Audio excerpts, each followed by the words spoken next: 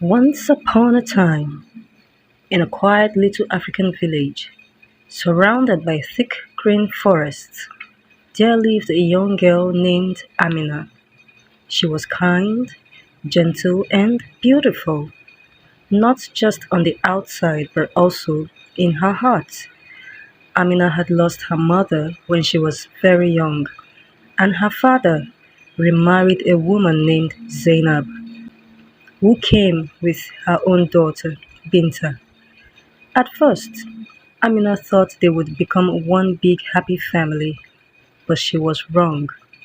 Zainab never liked Amina.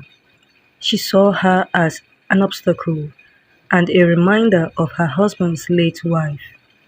And Binta, well, that one was just like her mother. Together, they treated Amina like a servant in her own home. From the moment the sun rose until it disappeared behind the hills, Amina worked without rest. After her father's mysterious death, life became even more difficult for Amina.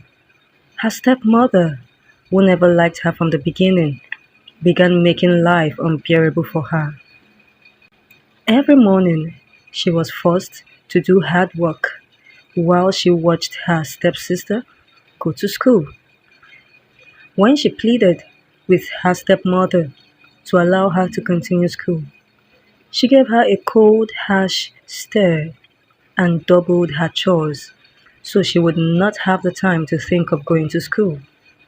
She swept the compound, fetched water from the stream, washed clothes, cooked meals, went to farm, and even took care of the animals. All the while, Zainab and Binta sat under the shade, laughing and gossiping. Amina, you lazy girl, why isn't my breakfast ready? Zainab would shout. You'll never be as beautiful as me, Binta would sneer, tossing her long hair as she applied makeup. Amina never talked back. She only wiped her tears and continued with her chores. Even the neighbors began to whisper, that girl suffers too much.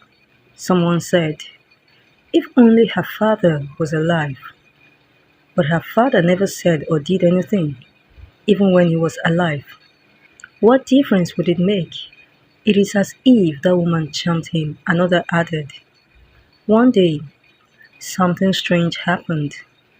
Binta broke a clay pot that belonged to her mother. Fearing punishment, she quickly blamed Amina. It was her, Binta cried. She was jealous of my new clothes and smashed the pot in anger. Zainab was furious. So you think you can destroy my things and get away with it? She screamed at Amina. You will be punished, and this time I have the perfect task for you. That very evening, Zainab handed Amina a small axe. Go to the evil forest and bring back firewood, she commanded. Everyone who heard it gasped. Evil forest? They murmured. But no one goes there and ever comes back alive. It is even said that the forest is cursed and is guarded by a powerful spirit who punishes anyone who enters without permission. But Zainab didn't care. She just wanted Amina out of the way. With tears in her eyes and fear in her heart, Amina began her journey to the evil forest.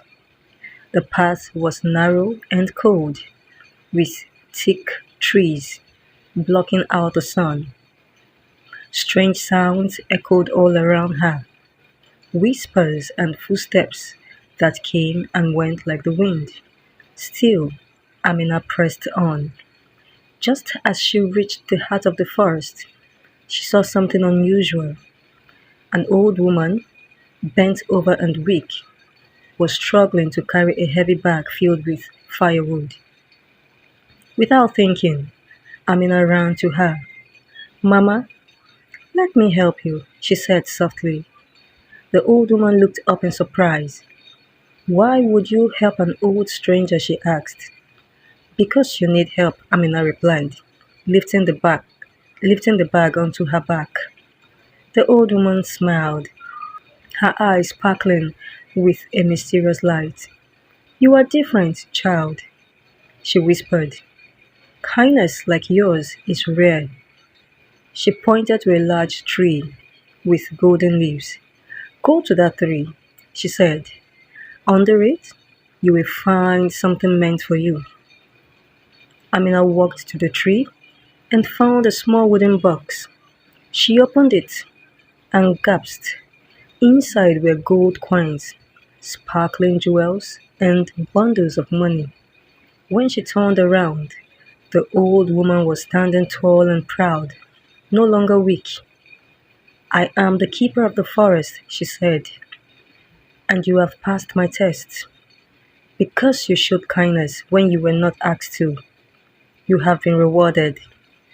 With tears of gratitude, Amina thanked the woman and made her way home. The moment she stepped into the compound, Zainab and Binta rushed towards her. Their mouths dropped open when they saw the box in her hands. "Where did you get that from?" Zainab demanded. "And what's inside?" Amina opened the box, and light filled the air. Gold and jewels spilled out onto the ground. The villagers gathered, amazed by what they saw. Zainab's eyes widened with greed. That night, she whispered to her daughter, "You must go to the forest tomorrow. Find that woman. Bring back a treasure even greater than Amina's." The next morning, Binta set off.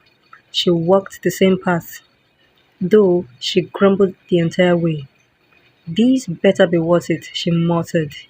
In the forest, she too met the old woman, who was again struggling with a heavy bag.